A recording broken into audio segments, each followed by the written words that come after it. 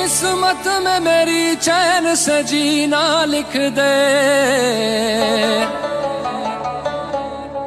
डूबे न कभी मेरा सफीना।